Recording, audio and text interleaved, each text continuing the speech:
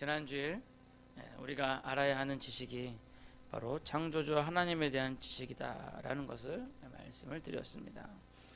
이 세상 어떤 지식보다 그것이 더 귀한 것은 이 세상을 만드시고 운영하시는 분이 바로 하나님이시기 때문에 우리가 하나님을 아는 것이 결국 세상 모든 것을 아는 길이다 라고 제가 말씀을 드렸습니다. 인간들은 자기들의 힘으로 세상의 지식을 얻으려고 노력하고 또 그렇게 과학을 발전시켰지만 결국 그것으로 인해 멸망에 처할 위기에 놓여 있는 것입니다. 그리고 참되신 하나님을 찾기보다는 허구의 것, 허상의 것, 헛된 것들만 바라보고 그것을 숭배하는 그러한 타락한 인간의 본능은 참으로 사탄마귀에게 너무나도 잘 이용되고 있다라는 겁니다. 그런 오늘날의 이 시대에 우리에게 필요한 것이 무엇이냐? 그것은 바로 이 모든 만물을 만드신 창조주 하나님에 대한 지식이다라는 거죠. 근데 그 지식을 우리가 과연 어떻게 얻을 수 있을까? 세상 지식은요, 학교를 다닌다든지 또는 뭐 학원을 다닌다든지 그렇게 해서 얻을 수가 있는데 하나님에 대한 지식은 우리가 어떻게 배울 수 있을 것인가? 여러분, 한 가지 질문을 드려보겠습니다. 여러분들은 지금 뭐 돌아가신 분이라든지 아니면 살아계신 분이라든지 여러분들의 부모를 어떻게 알게 되었습니까? 다시 말하면 여러분들의 부모님이 어떤 분인지, 또한 어떤 음식을 좋아하시는지, 또한 어떤 색깔을 좋아하고 어떤 성향을 가지고 있는지, 그럼 여러분들이 어떻게 아시죠? 학교에 가도 그런 것들을 가르쳐 주지는 않습니다. 그런 것을 배우는 학원도 없어요. 학원 가가지고 수강 신청하면서 우리 엄마에 대해서 잘 알기 이런 거 배우는 거 없잖아요. 우리가 부모에 대해서 아는 것, 그것은 바로 어려서부터 함께 생활하고 함께 지내고 하는 가운데 자연스럽게 아는 거죠. 그래서 그러한 지식을 뭐라고 표현하냐면 친숙이다라고 해요. 친숙. 그러니까 친숙한 거죠. 언제나 집에 가면 반갑게 맞이해주고 때로는 뭐 화도 내기도 하고 때로는 혼나기도 하고, 그래도 우리가 부모에 대해서 잘 알아가는 것. 하나님에 대한 지식도 마찬가지로 그러한 교제함을 통해서 얻어지는 것입니다. 바라기는 하나님과 교제함으로써 우리 하나님을 더욱더 알아가시는 그런 여러분들이 되시기를 간절히 소원합니다. 자, 첫 번째로 그 하나님과 교제할 때 어떻게 자연스럽게 하나님을 알 수 있냐? 그것은 뭐냐면 이 세상 모든 것들에 하나님을 알만한 지식이 들어있다라는 거예요. 우리가 살고 있는 이 세상을 만드신 분이 바로 하나님이시기 때문에 그 세상 가운데 하나님의 흔적들이 다 들어있는 겁니다. 그래서 예수님께서 말씀하시잖아요. 공중에 나는 새를 보라, 들의 백합화를 보라. 그들이 심지도 아니하고 거두지도 않고 창고에 모아들이지도 않지만 하나님께서 다 먹이신다. 그러니까 지나가는 새를 보거나 들에 있는 꽃을 봐도 그 속에서 하나님을 알 수가 있다. 그래서 오늘 시편 기자가 말하는 게 1절에서 하늘이 하나님의 영광을 선포하고 궁창이 그의 손으로 하신 일들을 나타낸다. 실제로 여러분, 저 끝도 없이 펼쳐진 하늘, 그 위로 계속 날아간다고 생각해 보세요. 지금 과학이 발달해 가지고 우주선을 발사해서 태양계를 그 우주선이 벗어났다라고 얘기를 하더라고요. 그래서 과학적으로는 미국 나사에서 1977년에 쏘아올린 보이저 2호가 지금 지구에서 219억 킬로미터 정도 떨어진 태양계에 벗어난 것까지 가 있다라고 합니다. 그래서 제가 그 속도를 계산해보니까 얼추 시속 62,000km예요. 1시간에 62,000km를 가는 그 엄청난 속도로 지금 계속 가고 있는 거죠. 근데 이렇게 어마어마한 속도로 가고 있고 지금 태양계 밖에 나가 있다라고 하더라도요, 아마도 이 우주의 반도 아직 못 간 거죠. 그만큼 이 우주는 우리가 생각했던 것보다 훨씬 더 넓다는 거예요. 근데 그 넓은 우주를 만드신 우리 하나님은 얼마나 크시냐는 거예요. 또한 궁창이 그의 손으로 하신 일을 나타낸다고 하는데, 하나님께서 태초에 하나님이 천지를 창조하시니라. 그래서 실제로 하늘과 땅은 첫째 날 이미 하나님께서 다 만드셨어요. 하나님이 태초에 천지를 창조하시니라 하시고 바로 빛이 있으라 하심에 빛이 있었더라. 그러니까 천지를 만드시고 빛까지 창조하신 게 첫째 날 다 이루어진 겁니다. 예? 그래서 첫째 날 만드시고 둘째 날에는 그 궁창을 두어서 위의 물과 아래의 물을 나누셨어요.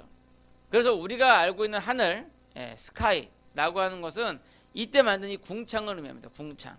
그러니까 궁창을 의미하죠. 그러니까 궁창이 하나님께서 하신 솜씨를 증거한다라고 하는 것은 바로 그 지금 우리가 보고 있는 이 하늘을 말하는 거예요. 비도 오고, 그다음에 구름도 있고 바람도 불고 하는 이 하늘을 얘기하는 거죠. 그래서 그 궁창, 그 대기권에 있는 그 궁창이 시와 때를 따라서 눈이 오기도 하고 비가 오기도 하고 바람이 불고 햇빛 비추고 결국 이 모든 것들을 해서 농작물들이 자라고 우리가 살 수가 있는 거죠. 네.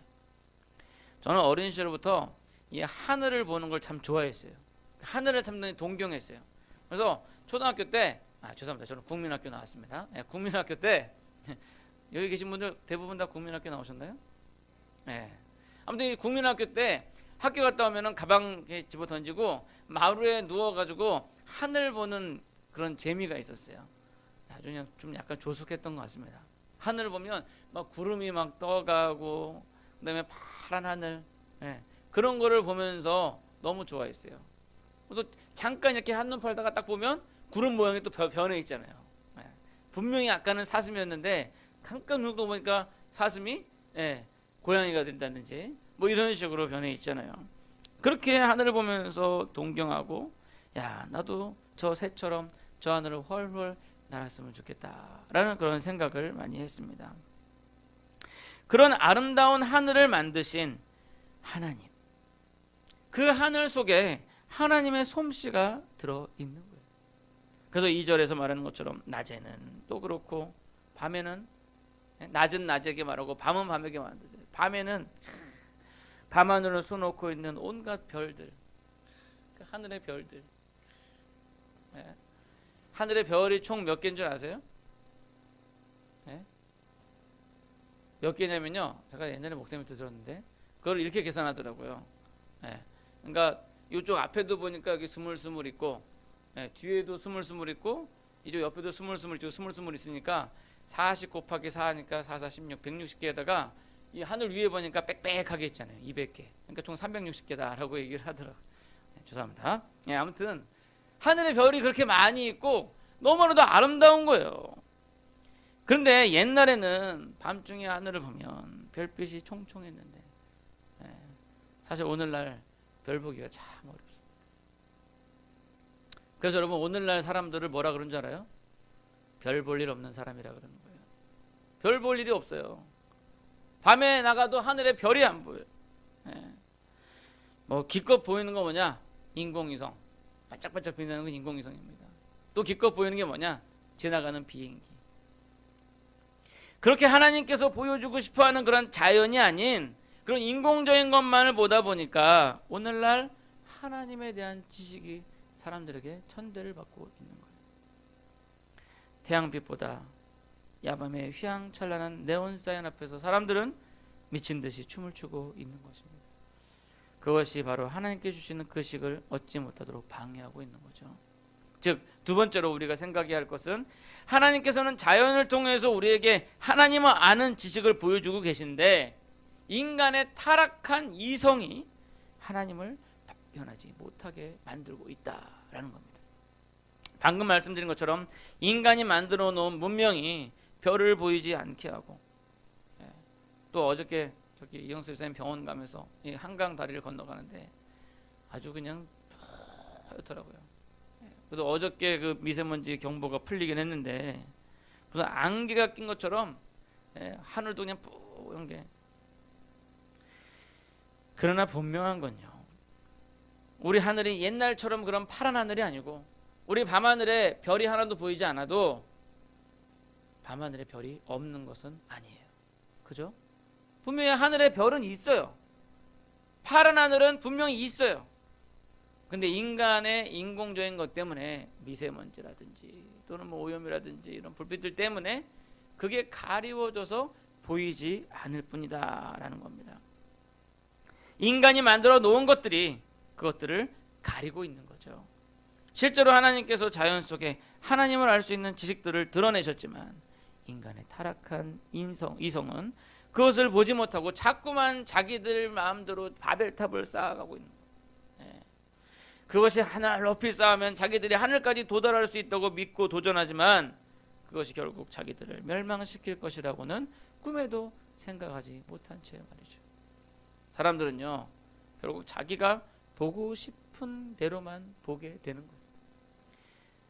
여러분, 빨간색 선글라스를 끼면은 세상이 무슨 색깔일까요? 빨간색이죠. 노란색 선글라스를 끼면 세상이 무슨 색깔로 보일까요? 노란색. 마찬가지예요. 우리는 지금 선글라스를 끼고 있는 거예요. 즉 인간은 타락으로 말미암아서 자연 속에 들어있는 하나님을 알게 하는 지식을 바라보지 못하고 자기가 쓰고 있는 선글라스의 색깔로 이 세상을 바라보고 있는 것입니다. 그러다 보니까 제대로 보지 못하고 나무에다가 절하면서, 태양에다가 절하면서, 달에다가 물 떠다 놓고 비나이다 비나이다 우리 아들 한양 과거 보러 갔는데 장급제에서 돌아가게. 우리네 어머님들 얼마나 그렇게 빌었어요. 물 떠다 놓고. 결국 인간의 타락한 이성으로는 자연 가운데 계시된 하나님을 제대로 알 수가 없는 것입니다. 오히려 자연 속에 있는 하나님을 알만한 지식을 오해해서 자연 자체를 숭배하고 아니면 스스로 숭배할 대상을 만들어서 자멸하게 되는 것이죠.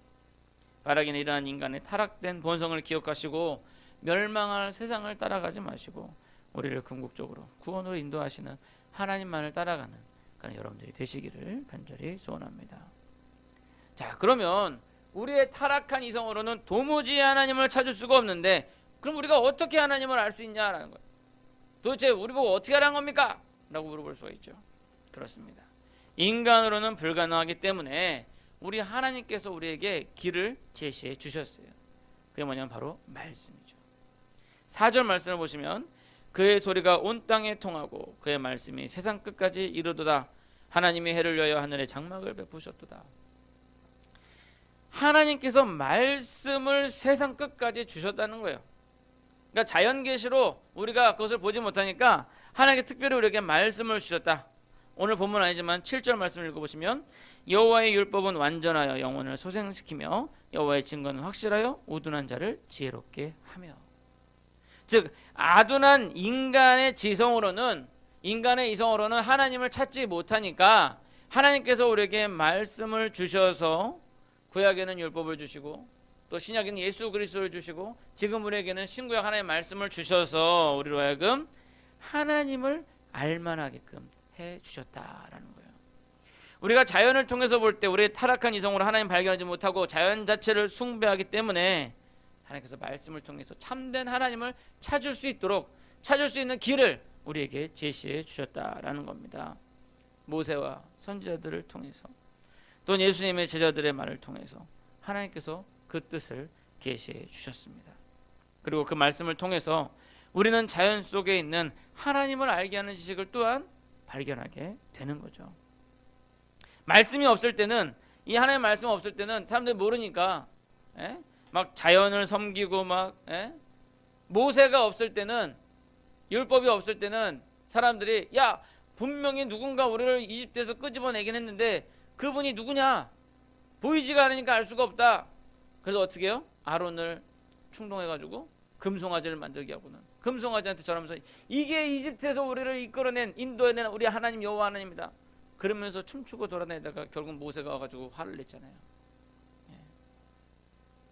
모세와 선지자들을 통해서 우리에게 말씀을 주셨다라는 겁니다. 그 말씀으로 말미암아서 자연을 섬기던 것이 아니라 이제 그 자연 속에 있는 하나님을 볼 수가 있게 되는 겁니다. 성경에 태초에 하나님이 천지를 창조하시니라 나는 이 말씀을 통해서 이 모든 것들이 하나님의 피조물이구나. 우리가 왜 자연 속에서 하나님을 발견되지 못하고 자연을 섬기게 됐는지도 이 말씀을 통해서도 알 수 있게 되는 거죠. 왜요? 우리가 사탄의 꾀임에 넘어가서 타락해 버렸기 때문에. 결국 하나님의 말씀은요, 우리로 하나님을 알 수 있게 해주는 지도와도 같습니다. 우리를 인도하여 하나님을 알만한 곳으로 우리를 이끌어 주는 것이지요.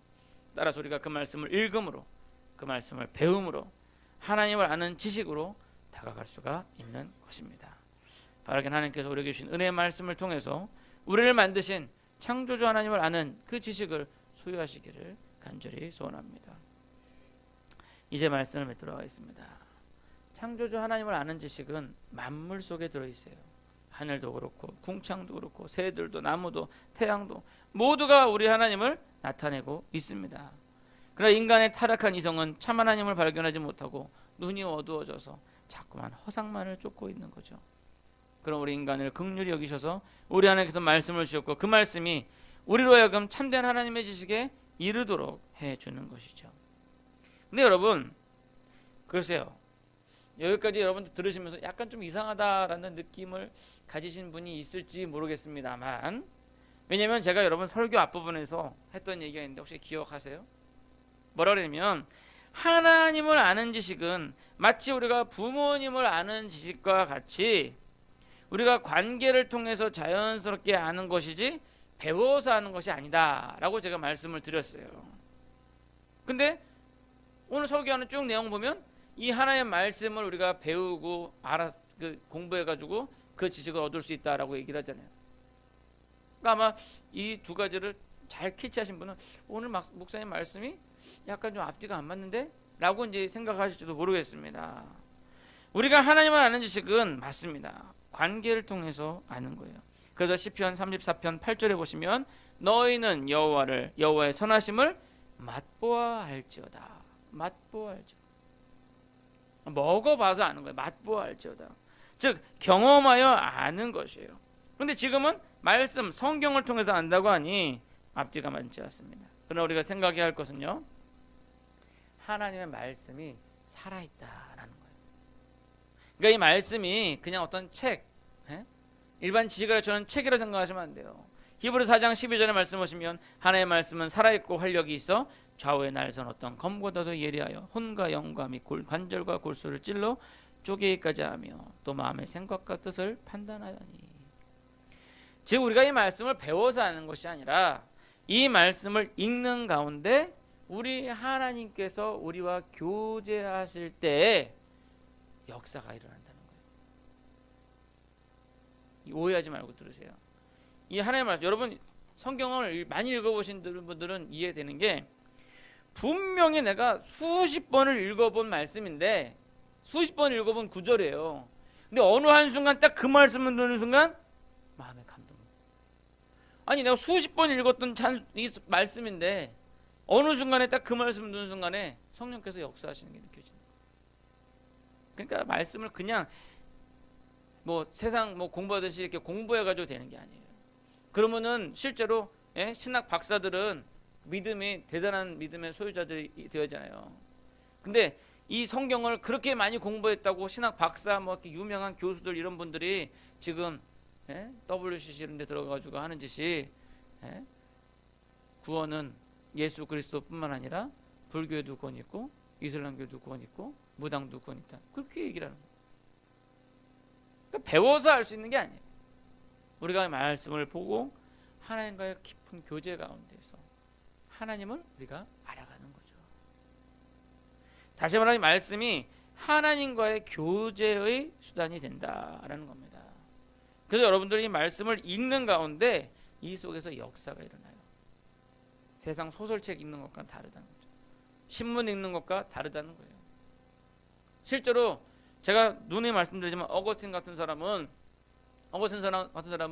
갑자기 그 일생을 정말 타락하게 만이교에 빠져가지고 막 타락하게 살던 사람인데 정원에서 들리는 아이들의 노래소리 집어서 읽어라 하는 소리에 이 말씀을 딱 읽는 가운데서 거기서 뒤집어져 가지고 그 타락한 만이교 교도가 기독교의 성자 성 어거스틴이 되었으니까 많은 사람들이 이 말씀 속에서 그렇게 뒤집어지고 그런 역사가 일어나게 됐다는 거예요. 그것은 단지 우리가 신문이나 어떤 소설이나 이런 책으로 해서 이루어질 수 있는 게 아닙니다.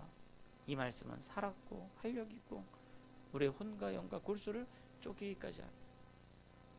그래서 우리가 이 말씀을 보는 가운데 우리가 하나님과 교제하게 된다라는 겁니다. 바라기는 이 말씀을 통해서 하나님과의 교제를 끊임없이 하시고 그것을 통해서 우리 하나님을 아는 지식이 충만해지시기를 간절히 축원합니다. 이 말씀을 읽는 가운데 우리 여호와 하나님을 맛보아 아는 그런 역사가 일어나기를 간절히 소원합니다.